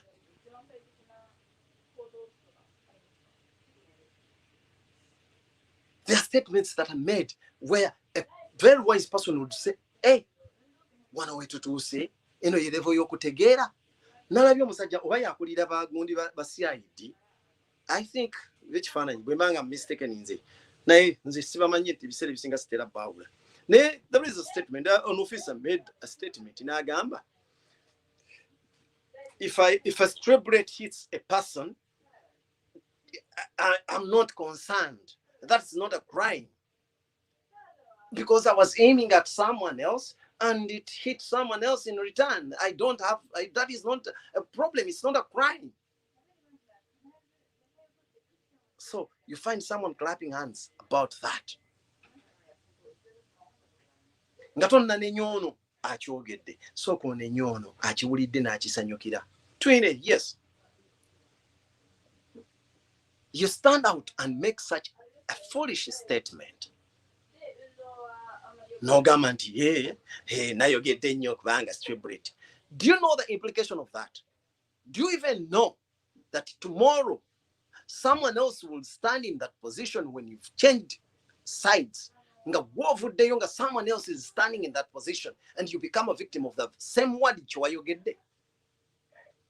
How do you find someone nga awinza bukuvuddeko omukulu eyawadde statement eyo bw'obanga oli muzadde, someone else comes in ne bamuleeta nga yakubye omwana w'essasi n'agamba nedda munnange nze essasi nabadde ndikuba mu kitooke lyawabi ne mukuba. Omulamuzi n'amugamba nti ogwo si musango nga bakozesa bigambo byo. What would you say? Obwo bwe butategeera obubwogeza ebigambo simply because you want to pass a statement egenda okusanyusa boolowooza nti okolera nga bakama abo. You don't know the implication of what you're saying. Imagine CID spokesperson nga gwoyogera ebyo. CID kitegeeza nti gwokulira investigations, criminal investigation department nga gwagikulira oba ng'ogyogerera, because sekamu waayo gwoyogera ebivaayo eri gwe bwe tusuubira okugyamu amateeka gaayo agasinga obukulu. Then you come out and say if someone hits with a stray bullet kiba kitegeeza tewaliiwo musango. Tomorrow someone comes in nga ye ekyokwewolerezaako kye kiri ekintu eki ng'akukubidde omwana essasi n'ogenda n'omuziika n'abagamba nadde sirimu kuba nalikubye mu kitooke ne liwaba ne ligenda likuba omuntu oyo. Then omulamuzi ne bamugirayo akagambo ko ka statement ko n'akuba egundi be do ennyondo n'agamba nti not guilty because a stray bullet is not a crime. Your aim was to shoot at the banana plantation and it struck a boy ignorantly, and you're free. Mukuru Twine, how would you stand about that? How do you think about that? Oh, do you even think about things that you're going to say before you say them?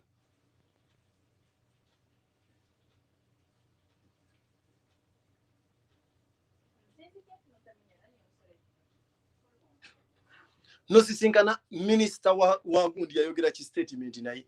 Yeah, Omanyi, we have a right to shoot if we detect, we anticipate that you are a threat to us. Hey, policemen are free to shoot and kill you. We shall kill you. If you're a parent and tomorrow, because you know at a certain point, 45 years before today, you are a civilian just like me. What if you bounce back into that position and by coincidence, you find me jumping into a position over them? Then you become a victim of the same words zokozesa. Mwana wo tabadena ngama na bimuze abantu abasinga bebasinzo okutta mu kwekalakasa ko bawuza nti bekalakasa. They've not killed the people abadde bekalakasa because in most cases bebadde nga ba staging abekalakasa.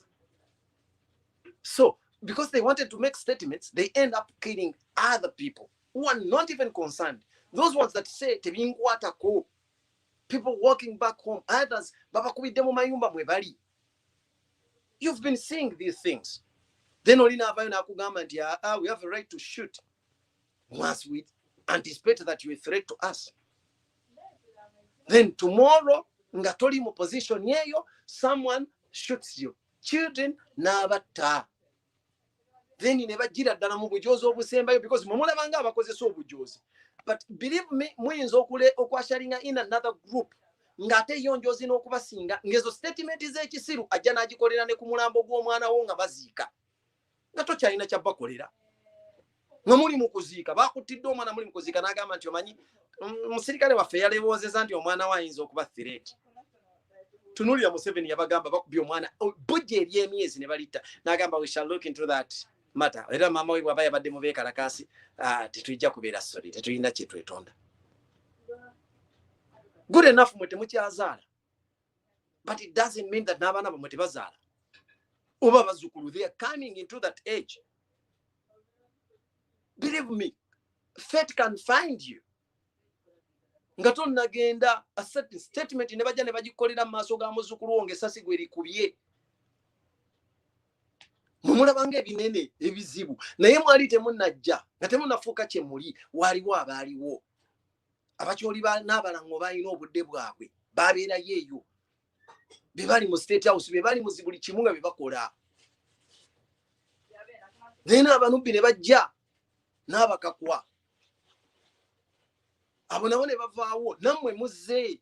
Believe me, don't think nti bikomye. Musobola okuvaawo anytime, musobola okgenda. Ekyo mulabanga ekizibu ne bannammwe bwe baalinga bali mu position ezo tebaalabanga ng'abayinza okgenda, era nga be balaba aboogera nga babagambako, kubanga ate nno bali tebaalina na mukisa nti abantu tebaasobolanga kuyimirirawo n'ayogera butereevu ng'era abantu boogerera mu kwekweka.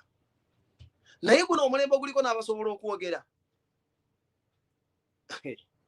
Omulembe oguliko bye mwogera nga bajja bibajjukiza, ogwo nagwo okukweyibaza. Bano balumumba, we shall kill your children once they come to town. Mulabula abaana bammwe. Tomorrow ne batta abaana b'abantu. You think people will, those statements will die? You think those statements will die? Just pray that you die before the statements die. But believe me, you will feel it at a certain point. Ekyo kyo mubeerenga nga mukimanyi nti enkyukakyuka egenda kujja, naye bwekusanganga nga tofudde mwana nga ufe nga tennatuuka, nga tekinnaggwako. Gwe mwana ofe nga tekinnaggwako, naye bwekimala okuggwako bwekiti ng'oli mulamu, mumuzannya n'okuzannya. Mumutunuulire olwaleero, ekyokulabirako kinyiza okubawa kitono nnyo. Njagala mutunuulire olwaleero omukulembeze waffe Robert Kyagulanyi Ssentamu ne national platform nga bweri. You're paying people to criticize them, and the people are very determined to come out and abuse them, disrespect them, right in front of them. But what do you anticipate when you, the power that people fear, sleep and the people come on top of you? Do you think Kyagulanyi will be able to put a stop to anything as people decide to do it. Or because you've not seen the court of justice or the court of the people's court acting, it means titesobola kukolera ddala. Mu bwongo bwammwe bwe mulowooza nti bwe kiri. And I laugh at everyone. I pity you. Those who think nti olw'okuba temukirabyeko nga bwe bakyogera kitegeeza tekisoboka kulabikira ddala. Guys, wake up. This is a revolution. It goes through stages. It's a gradual process. And I told you, the moment there is a soul that believes in it, a revolution only requires a single soul for it to stay alive. And it settles for nothing other than victory. Once it starts, chiba chiwedde. It is only fools that see it stagnant in certain positions or certain levels or certain stages. Nemulowooza nti kati amaanyi gagiweddemu tekyaliwo. Njagala bakakasa abamanyi science, revolution eringa nga virus. A virus can only be dormant for a meantime. That is why there is no cure for Senyiga. Being a viral disease, you can get tablets that or medicine that can make it inactive or dormant. But believe me, after some time, it activates itself. That's a revolution. Fabogero olwalero ne bwotutta n'otumalawo. Nkukakasa revolution ke yatandika era tegenda kusirika mpaka ng'ewangulire. So whoever is on the other side, a revolution ebeera ne side yezi teriwo oba wakatikati. You are either with us or with them. And believe me, every revolution, ekigifula revolution, nabagambye settling for one kintu kimu kyokka buwanguzi. Ekyo kibeera kikutegeeza butegeeza alina amagezi nti wano wennyimiridde revolution yeno okubeera ng'etuuse ku satisfaction yaayo nze nina okusirituka nzire wali bali we bayimiridde. Ate bo badde wano, you must switch positions. For a revolution to come to an end, you must switch positions. Just be prepared for the repercussion. Nga to switch in the positions, ngenda kuddamu ntya ebigambo bino. That's why I always emphasize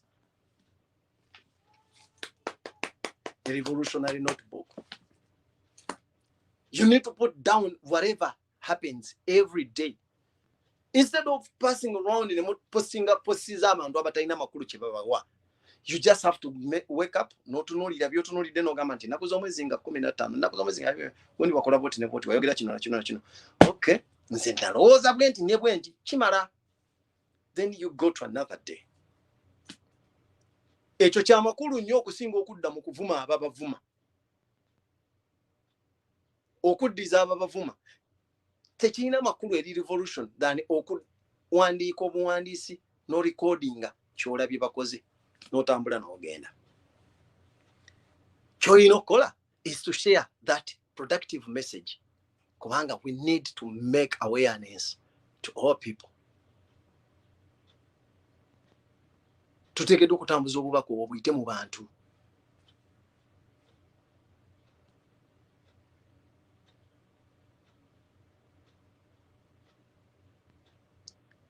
So, obubaka obwo njagala bukkirire ne ku bannaffe bagiwadde omuliro abawuzi b'omunyama. Bannaffe abali mu bitongole ebibadde bisuubirwa okuba nti byenyigira mu kaweefube ow'okwongera okukoza obwongo bw'abantu muno nzingiramu. Ab'ebitongole by'amawulire, ab'empapula z'amawulire, zi radio stations ne TV stations, olwaleero ku mulembe gwe tuliko nammwe baganda baffe balina bucano obw'ekijega bunoonya ssente ku YouTube. Abazunga ne zikamera nga mukwata mu uploadinga messages mu uploadinga. Weegendereze nnyo video z'okola. Yes, oli munnamawulire tukyagala nnyo, naye amawulire go mu situation gye tulimu oteekeddwa okumanya kiki kye gakola n'ekigendererwa kyazo. So oteekeddwa okumanya ffe tetujja kutunuulira kuwuliriza nti nze nali munnamawulire nkola mawulire. Impact ya mawulire go kimanyi nti amawulire tewagasoma just kuleeta buleesi mawulire, naye gateekeddwa okuba ne goal. So if you're not a clear judge of the situation, please make sure that we are in a revolution and we don't think there is such issues like nali nkola mawulire for the sake of kola mawulire. What you report must have an impact, and you should be very, very confident that what you're reporting is something that has got a positive impact to the society. Lwaki nti ku kaseera kali abagenda okuba n'obuyinza obusalawo okupasinga that judgment beba n'obwoyisa mu mbeera eno. Kati bw'oba oripotinga ebibakonya n'ebibanyiga, just be ready to make sure that you convince them. But it will depend on the pain they have endured, because it will determine the reaction they will have.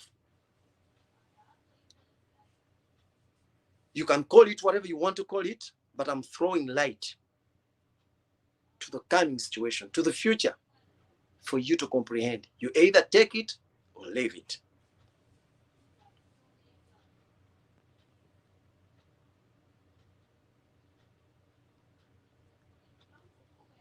Then, ndoza tujja kusembayo ne statement ya Mwami Museveni yakola. Olwaleero Mwami Museveni waali like any stranded person. Olwokuja ebintu bwabyogera abantu temufuna budde nabano bakajajja tabe babiyitirizaako statements eziwera ne babalemesa okubyanalizinga n'okutegeera amakulu gaabyo.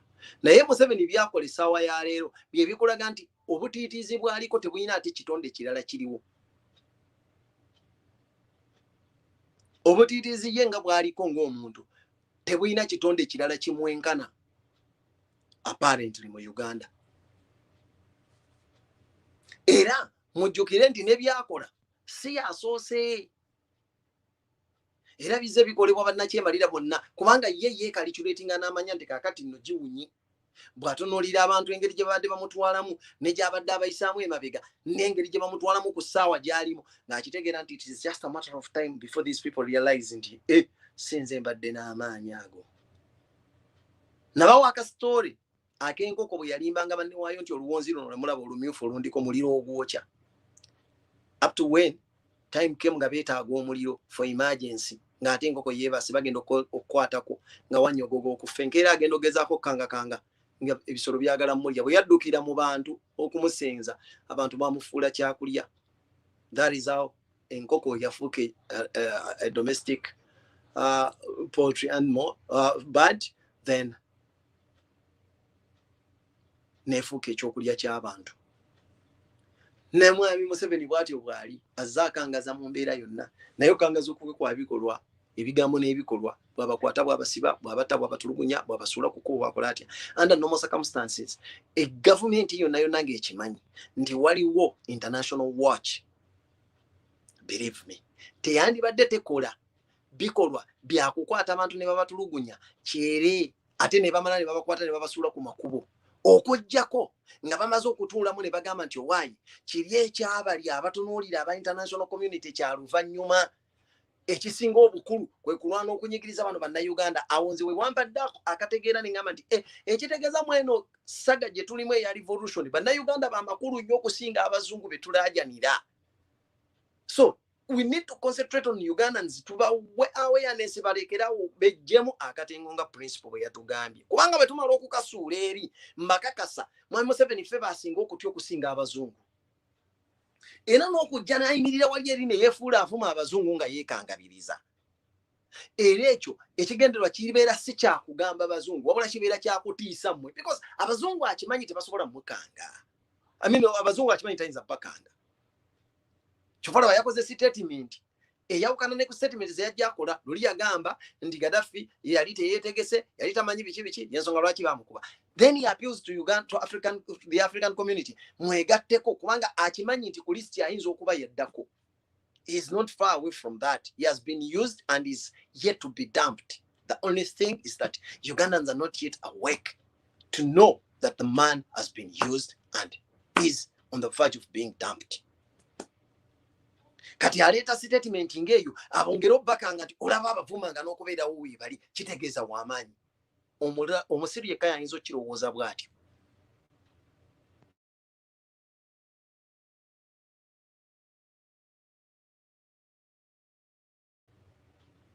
muziru yekka yasobola okukirowooza bw'atyo. Era nkusaba ddayo weetegereze.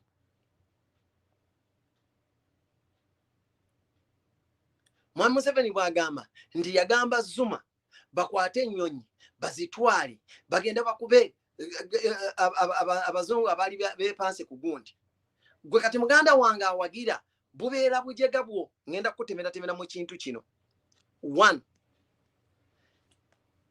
ennyonyi Museveni z'ayina ewa Gaddafi ku nnyonyi ze yayina ezo eza Museveni z'ayina empya zandibadde ziri mu museum ewa Gaddafi. Zandibadde mu museum. Wa alaikum salaam wa rahmatullah. Ennyonyi za Museveni zandibadde mu museum ewa Gaddafi. Gaddafi NATO kye yasooka okumukola kyali kimu. Bwe bamala okukola resolution ey'okugamba nti tugenda kulumba Gaddafi, the following day at the next hours nga bamaze okuyisa resolution eyo was to declare Gaddafi the airspace of Libya a no-fly zone for Gaddafi. Kati bwe babanga badeclaringa no-fly zone and Gaddafi did not fly any of the planes, but rather nezaaliwo ezaakubwanga bazikuba ziri mu weziparkings wezalandinga. Kati ono Museveni ayina ennyonyi ezigwa nazokka nga tebazikoonyeeko. We've seen them. Endala bazireeta 3 nga mpya bazitwalira mu amisom, 2 zaagwa Kenya, emu ye yatuuka. Just recently mwalabye ne helicopter akalala nga kagwa wali eri ku Entebbe Road. Endala mwagiraba era omukazi yali agirimu n'agwa teyatomera kinyonyi. Ezo zigwa zokka. Kati ezo ennyonyi za Museveni ne bwe yandizisitudde mwabajega abakuba mu endulu nga mulowooza byayogedde byamagezi. Ne bwe yandizisitudde ne bakuba bukubi mizinga nga bagikuba ku mulirwano si mu Libya. Ne bagikuba ku mizinga zandigudde zokka. So that means byabadde ayogera bya kijega bikwata abajega banne. Era nabo ne balowooza yayogedde tuyina amaanyi twandibadde tulaga abazungu abo banditutegedde. Ng'ani gw'otegeera? Bukyanga tubawo tetuimprovinga nga wadde akaganga. Kebeere butida tetugimprovinganga ngako. Nga naawe oyogera ku bantu abasobola okukola ebyokulwanyisa ebisannyalaze n'ebyolina. Era n'ekyo nakyo nze nsobola okikubira mu ngalo nti president ayogedde. Guys, muzukuke mutunule mu kimanye nti amaanyi galina kubanga gabaddamu nti omuntu watuukira omusajja omukulu watuukira okwesooka emmotoka. Watuukira okwesooka emmotoka kuba eyo twabikola nga tuli bato. Buli myufu eyitawo yange. Neno oyo bwali. We can defend ourselves. We are sovereign state. Toyina nakyolya. Okola budgeting over 50% kuyo ogenda kubira abantu ndulu mu nyambe mututaase mutuzaale. Nga naawe oyogera. Temutegeera temumanyi na kupulaninga. Mwagala kulowooza nti ekitundutundu kya budget gye munaakozesa mugenda kijja misolo ku bantu. Kyokka ne muba running out of business. Be musuubira okuggyako emisolo. Instead of widening the tax base, you hope of increasing the tax. Entegeera eyo eba yambe etya. You people who think that you can analyze these people. Guys, wake up and look at the statements. Someone posing with it. Nimumwale audience. Olina jati mwamulide president wakangaza nadde ndabigulu kazibwe Bashir nga mbasiibula. Yabadde akyadde omusajja waye gy'aviira bamuyita gy'aviira we Butalejja. Sima Butalejja simanyawo. Seirinnya lyadde bw'erityo mannya ago bwe gatyo. Nga yazengo mubaka wenaremu era botegerera banange mwana yagamba nti mwenaremu tebeetaaga bwongera kituufu balaka tebabwetaaga because even if you find someone gwandilowozeza ndi oba ali mu generation yandibadde tegeeramu ayogera ebintu no byewuunya. Bwe bamuwadde akakiso okubaako byateesa omanyi tugenda kuteesa mu parliament eyo tulina okufuna bakiise omuntu akiikirira bamulekwa tulina okufuna akiikirira bannamwandu tulina okufuna mpoboza muganda wange ate bwe yamaliriza omanyi mwe temukifiiringa naye nze kennyini ndi mulekwa. Please kati gwokiikirira baani? Parliament tugikaaba kuba munene bwayo njate tujongeremu n'akiikirira bamulekwa before you know ne bamalaya abeetunda naffe twagala kubanga ate naabo baasaba dda baze basaba emirundi twetaaga omukiise era naffe tufunye omulimu gwaffe gwe tukola guleeta ssente tubeezaawo abantu banange yeye endowooza y'abantu be tulina and that is why kyongera okukakasa kiri Museveni kye yagamba nti omukiise ategeera okumumpeereza bw'oma mumpeereza owenaremu ne bwaba yeebaka bwebasi ne bwe kiba kidomola because that is all what he wants. Era nekikuzaale ne ku statement gye yagambye nti balowooza bibalaninga issues. He knows that he controls everything and it is against that we chose a revolution tugambe nti ebintu bino tuteekeddwa okubirongoosa tubijjewo byonna. We need to trim a president of those authorities ze bamuwa. Obuyinza bungi president bwaweebwa and it is not targeting Museveni as Museveni but we are looking at the principle, the president of the leader of our nation.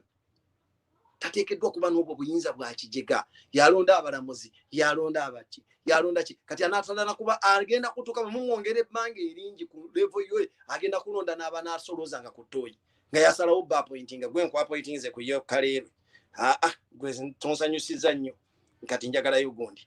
Guys, the man is reducing himself to that level and we are clapping hands. To make matters worse, that we present such issues in English, a language that is understood by many other people from different regions. Singa kibadde waffe tuyinza okukkiriza abe waffe abewaayo okuanalyzinga ebintu ng'ebyo n'okubirowoozaako bye basinga obutono. Nabagamba abantu degrading to an extent nti abantu waffe tebakyawa information value.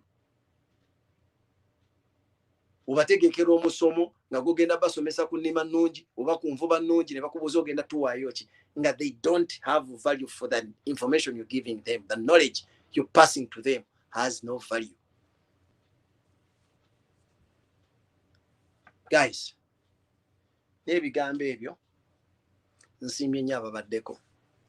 Sinze musanyufu ennyo ate siri mumanyirivu mu byonna.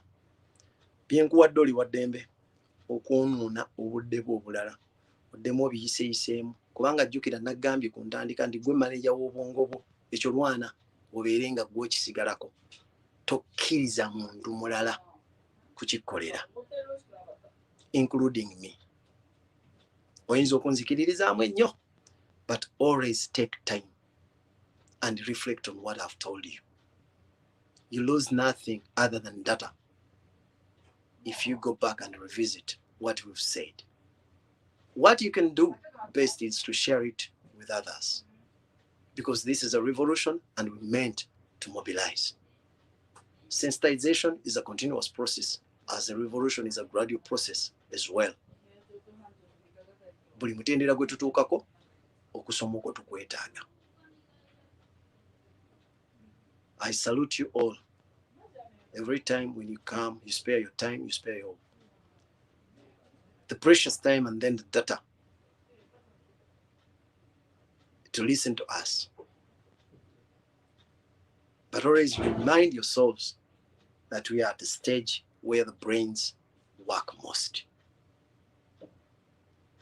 So make sure you don't overcrowd your brain with crap. The mission is 2021. Kyagulanyi Ssentamu is our president. You can find all this information on Echoto Reloaded, Echoto International, and Echoto TV. Subscribe to our channel on YouTube. I salute you all guys on YouTube, everyone on Twitter. We've got social media platforms or handles on all platforms. We are on Instagram. We write news on our website, www.echoto.co.uk. We welcome all sorts of advice and more contribution, especially in the kind of guidance. But it works for us better if you share the message as it's made for the struggle, not for sale. So feel free to cut all the message into small portions that you can send over WhatsApp. It is very paramount that we mobilize our people.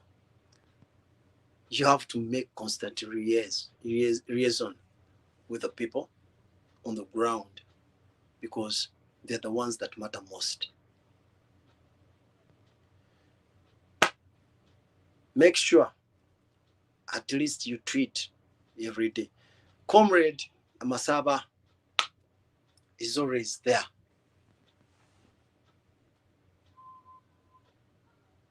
Ku JB2, JB Muwange 2, and Fazil ku platforms zecho tozonanga bwenzibagambi. But again, even if you don't wait for these guys to mobilize you, you can also do it. Engage these people on Twitter and make sure you tweet facts. Okuvuma kwakoma osanga akuvuma kyoyinza okukola kye ky'obutamuddamu bw'oba oyagala okumuziika. I salute you. Thank you for God and my country. Tujja kuddamu edda mbadde neerabidde okukabagamba kano. Edda tujja kudda. This time round programu yaffe nnyini kiggwa part or chapter 3 ejja temugirinda ya lwaleero akume